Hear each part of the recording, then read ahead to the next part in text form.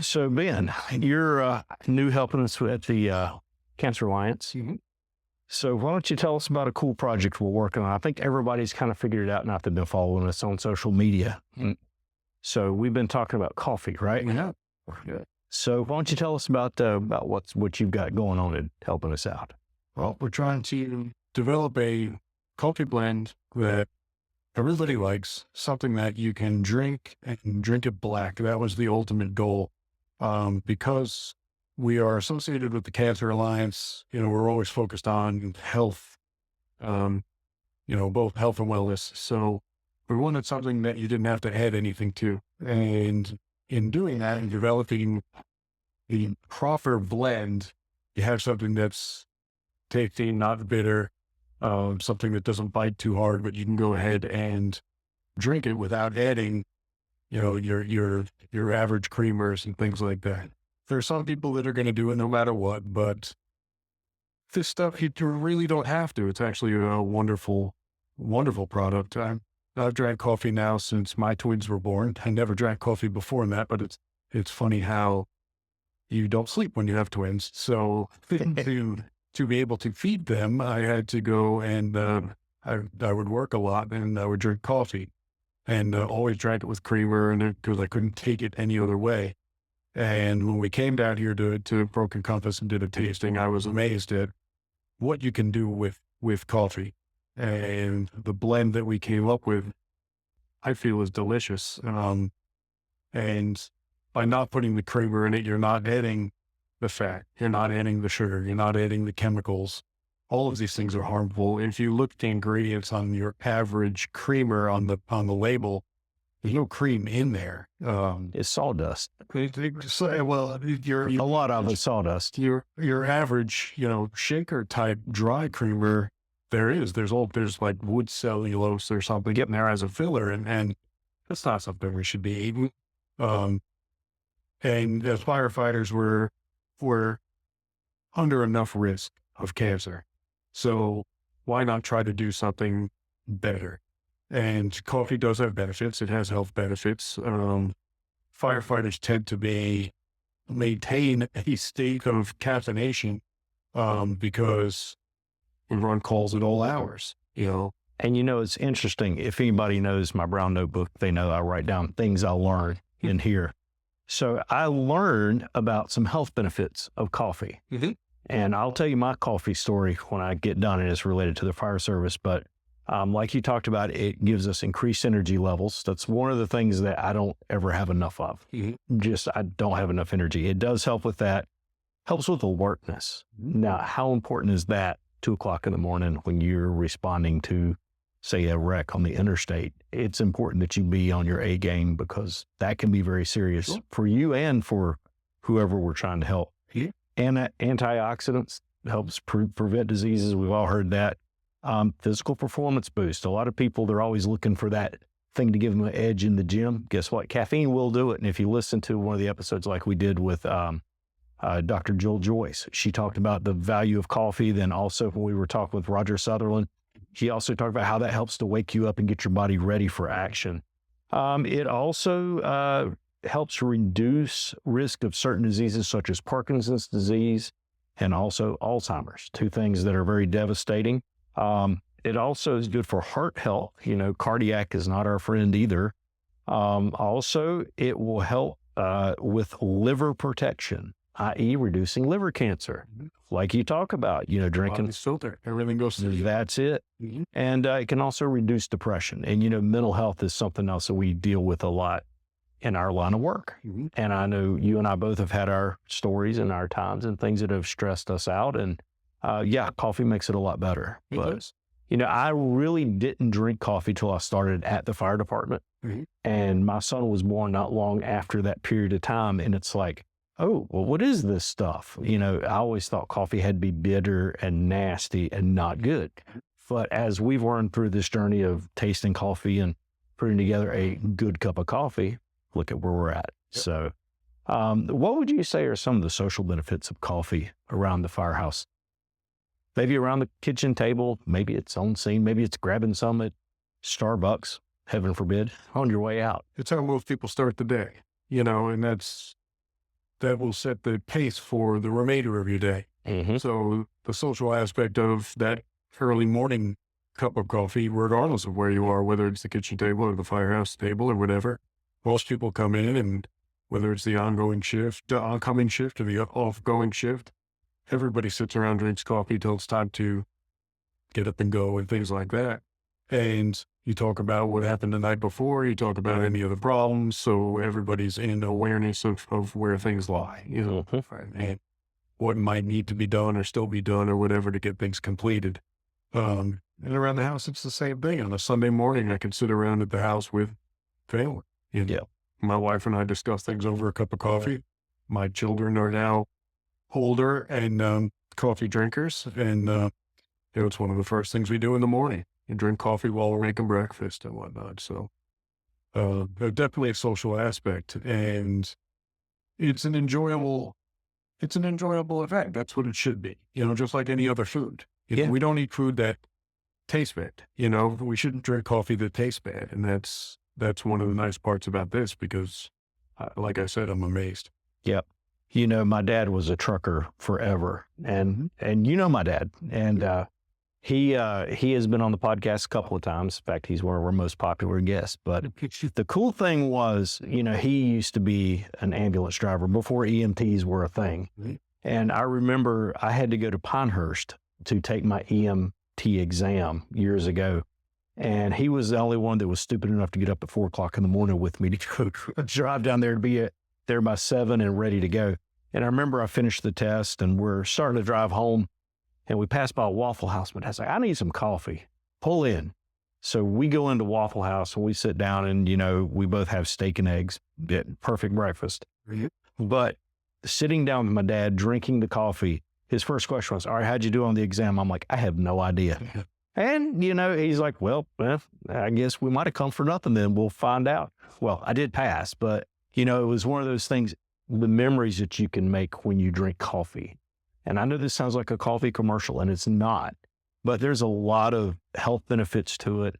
And what we're trying to do is literally make a product available that can be a game changer for some people. Maybe it'll start a habit. I don't know. But, 100% of what efforts we're putting into this is to benefit firefighters. That's the whole thing. It's not by anybody getting rich. It's nothing to do with that. It's trying to keep the lights on, keep us doing our peer support and helping out with mental health and cancer and everything else we face. And that's one of the reasons why I wanted to get involved, because I've always been involved with things that help make the fire service better for the firefighters, because it's not going to be the pay, it's not going to be the recognition. It is the job of a servant, right?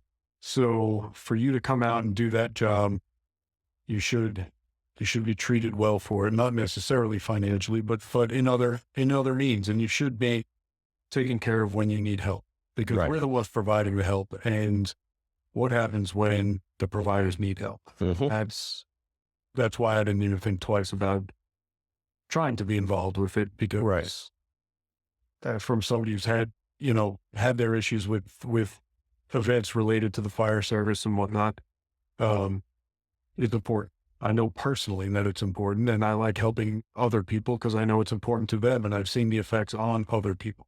Yeah. So that's the real purpose behind it. It starts, with a great cup of coffee, which is good, but the whole side benefit of being able to help to get the awareness out there. I was just telling this story a little bit ago when I went to the doctor, wanted to get checked out because of the prevalence of cancer in the fire service. And he said, "Oh, what are you talking about?" I'm like, "Well, how long have you been a doctor?" And are you new? So, because he was not aware. Yep. And you can't hide it. You can't hide it anymore. It's cancer's become the leading cause of death of firefighters now. With cardiovascular disease, and unfortunately suicide is up there as well. All of those things are super important to be dealt with, because it's not like it used to be. The days of just sucking it up, and then the days of, people would self-medicate, and we can't do that anymore. There's those things, the first thing that's going to happen is you're going to lose your job, and you lose your job and you have no help. And so we have to be proactive about it as opposed to react. And you know, one of the things that the Cancer Alliance has realized, especially since COVID, mental health really came to the forefront after that in a lot of ways in the public and also in our industry. But the thing that we come to understand is the fact that you can't fight cancer if your head's not in the game. If you're not at a solid point with your mental health, you might beat the cancer physically, but it's still going to take a toll on you. And also, if you know you're not eating right, you're not sleeping well, you're not doing those things, you're not preventing cancer to the best that you possibly could. We have to control the things we can. We might not be able to control the fact that there's PFAS in our gear right now, but you know what we can control? What we put in, what we drink, what we eat, how we sleep, things like that. And firefighters do tend to become self-destructive if they don't get help. And you got to man up and ask for help sometimes. That's and right. that's exactly the whole purpose of our mission. And, you know, I'm going to break the third wall, or is that fourth wall, look at the camera and actually say, this is why we're doing this. And we encourage you guys to visit with us at Safer. We'll be in Raleigh next week. Come by and get a cup of All Clear coffee. We'll have some swag to give away. And we hope to get a chance to see some of our viewers and listeners and all that. And we'll talk to you soon. So, Ben, you got anything you will tell our folks? Yeah, neither one of us looks better in person. So Very true. see you there. Yeah, Happy to have a conversation. and maybe sign an autograph too. You never know. Now, let's meet the mad scientists behind All Clear Coffee, Camilo and Sarah Gandini of Broken Compass. All Clear Blend is a blend of two distinct single origins. A single origin means that coffee comes from one singular farm, one singular region. It can be traced back to one singular farmer. So those two single origins have been blended together, handpicked by the individuals from All Clear Coffee who have come to find a flavor profile that they feel the firefighters and their families and their loved ones and everyone else will really love. Enjoy as well. The two coffees, what are the two coffees in the blend? The two coffees that All Clear Blend is coffee from Guatemala and Colombia. The coffee from Guatemala is a red bourbon, and the coffee from Colombia, it's a black honey process. Yeah. And the names are just the names of the varieties. Yes. So just Red because bourbon. it says red bourbon Yes. doesn't mean it has bourbon in Bourbon. it. Sorry, but it is. Red bourbon is known as a bean for just being very smooth, very mild. It has just like a really nice medium body to it. Yeah. And it just makes for one of those consistent cups of coffee. Yeah. And then the black honey is called that because of the process. Yeah. So essentially, coffee goes through a variety of processes, but this particular one has a process where they take the coffee cherry and then they remove the skin of it, but leave some of the mucilage. Yeah, they take away the pulp and the mucilage is Yeah. stored with it. Yeah, and what that does is when the coffee beans ferment in a little bit of this mucilage, it actually retains a lot of its natural sugars. Yeah. So something like a black honey is actually a lot more naturally sweet, almost kind of like a molasses, brown sugar, kind of dark chocolatey flavor profile to it. And I think like a good pointer in this, like black honey, why is it called black honey?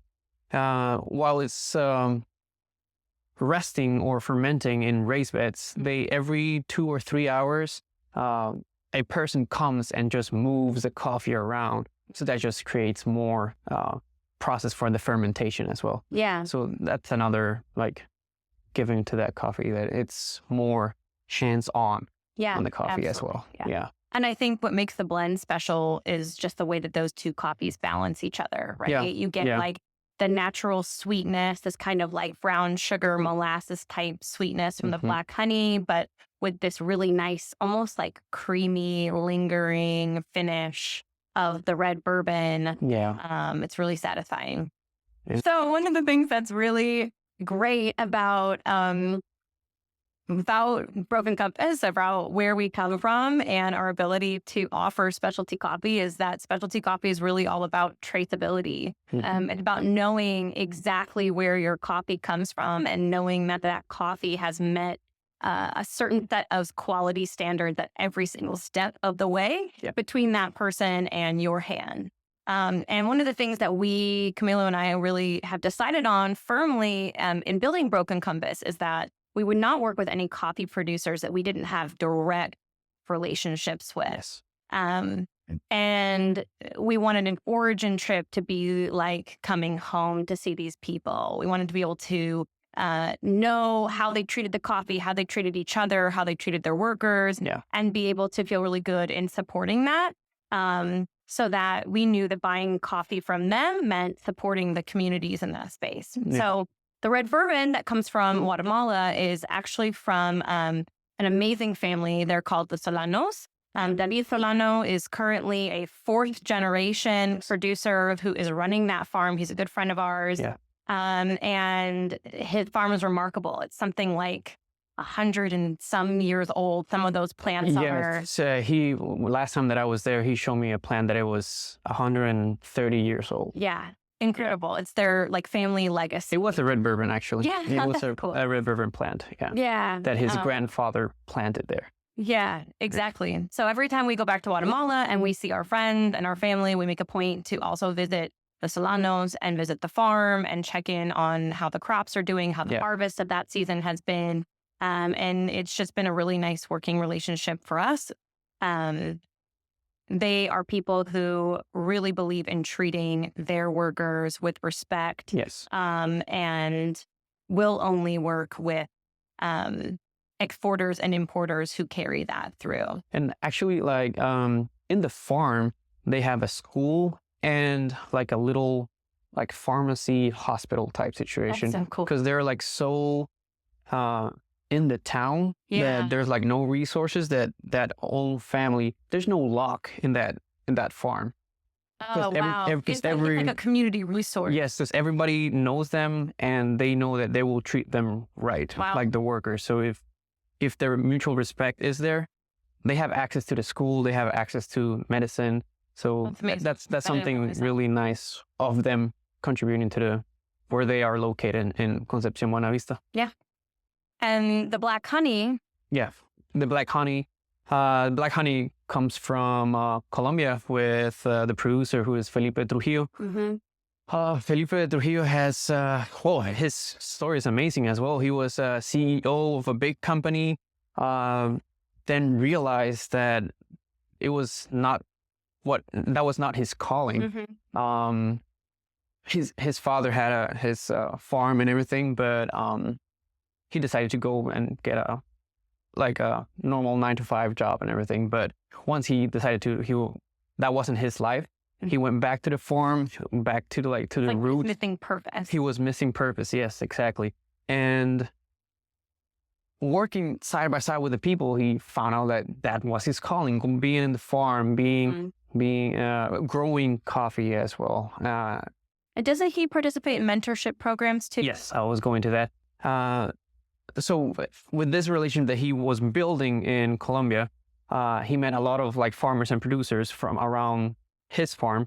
But like the farmers there are getting a little older and there's no too many youth people in coffee world. So he started this program. It's not a hot job. It's not a hot job. It's tough being outside under the sun picking beans one by one. Yeah. So he started this program with youth people and teach them the science behind that, because coffee it's science. Yeah.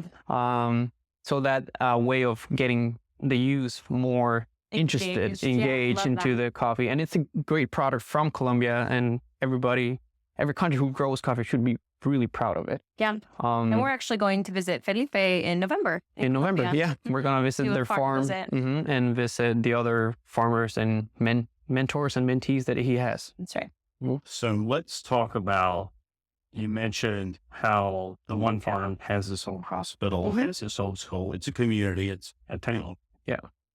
How important is selling coffee on our eating. How does that impact them in Colombia? How does that How does us helping that community? transmit all the way over across countries and seas to here in the U.S. where we're able to help firefighters who help our You Well, yeah, actually, it helps them tremendously. We don't realize, like, just buying a cup of coffee that would cost us, I don't know, like a drip coffee would cost us, I don't know, $4. And for some people, that would be something so mundane that we don't realize that those $4 goes back, way back to the farmers. That will help them. Well, just keep it in context. $8 is 7.8 Qs. And Quetzales. quetzales. You can buy a lot with just 7.8 quetzales. That could be a meal for a day for a family in a town.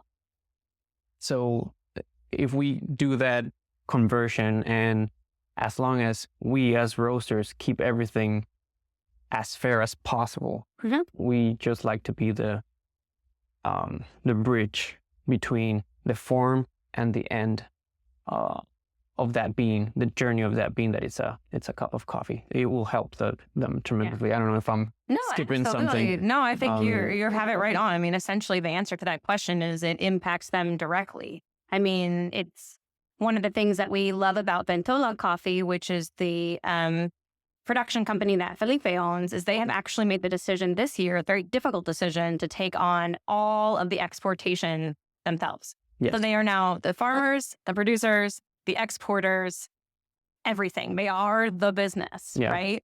That's a huge undertaking for a family, for a husband and a wife and their kids to take on. But Felipe understands the impact of working directly with people, and he wanted to be so hands-on with his mentees, with the producers that he works with across Colombia and outside of Colombia. He's not really willing to cut corners with that. And so what's beautiful is you buy coffee like All Clear Blend, that money is literally going to Ventola, and that is the same exact company. And if you really think about it, it's not just going for the farmers, it's going for what All Clear Blend represents as well. Yes. Yeah, absolutely. Exactly. I think that's the beauty of it, right? Is literally the communities in these towns of Colombia and Guatemala, where their world revolves around coffee and community, to the people here in North Carolina and the people who take care of us, who watch over the communities, who serve others. So I think it's a nice connection. Are you excited to be working with firefighters? Absolutely. Oh, yeah. Wouldn't be. Do you know he wanted to be a firefighter? For a while, when we were like thinking about what we could do when we moved to the States, he was like, maybe I'll be a firefighter. Too late. I know. No, right? I know. I think a great firefighter.